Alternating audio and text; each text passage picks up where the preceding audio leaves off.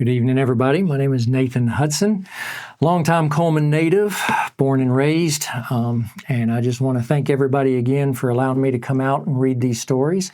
Christmas is a special time of year. Hopefully, I've picked a couple of stories that nobody's heard before that will be y'all's first time hearing them.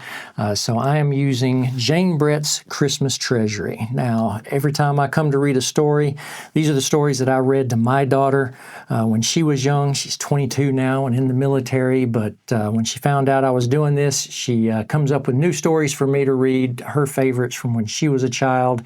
So today we're going to be reading The Mitten. The Mitten, a Ukrainian folktale by Jane Brett. Once there was a boy named Nicky who wanted his new mittens made from wool as white as snow. At first, his grandmother Baba did not want to knit white mittens. If you drop one in the snow, she warned, you'll never find it. But Nicky wanted snow-white mittens, and finally, Baba made them. After she finished, she said, "When you come home, first I will look to see if you are safe and sound, but then I will look to see if you still have your snow-white mittens." So off Nicky went, and it wasn't long until one of his new mittens dropped in the snow and was left behind. A mole, tired from tunneling along, discovered the mitten and burrowed inside. It was cozy and warm and just the right size, so he decided to stay. A snowshoe rabbit came hopping by. He stopped for a moment to admire his winter coat. It was then that he saw the mitten, and he wiggled in, feet first.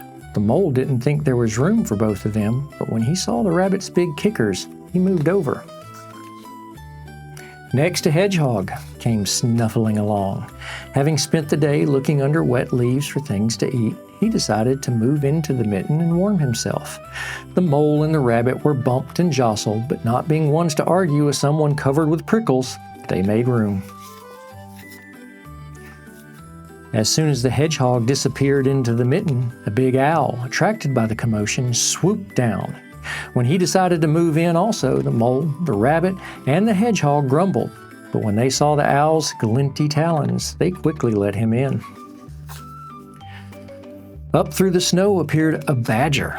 He eyed the mitten and began to climb in. The mole, the rabbit, the hedgehog, and the owl were not pleased. There was no room left. But when they saw his diggers, they gave him the thumb. It started snowing, but the animals were snug in the mitten. A waft of warm steam rose in the air, and a fox trotted by, stopped to investigate. Just the sight of the cozy mitten made him feel drowsy.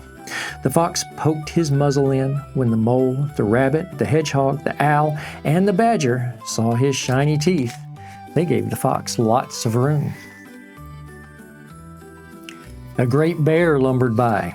He spied the mitten all plumped up. Not being one to be left out in the cold, he began to nose his way in. The animals were packed in as tightly as could be. But what animals would argue with a bear? The mitten swelled and stretched. It was pulled and bulged to many times its size, but Baba's good knitting held fast.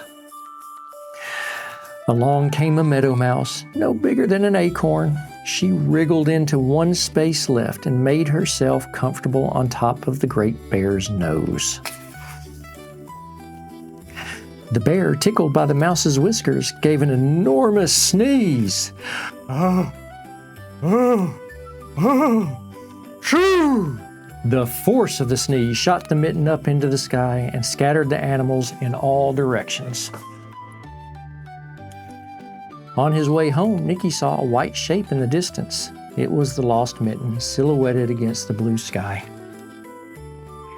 As he ran to catch his snow-white mitten, he saw Baba's face in the window. First, she looked to see if he was safe and sound, and then she saw that he still had his new mittens.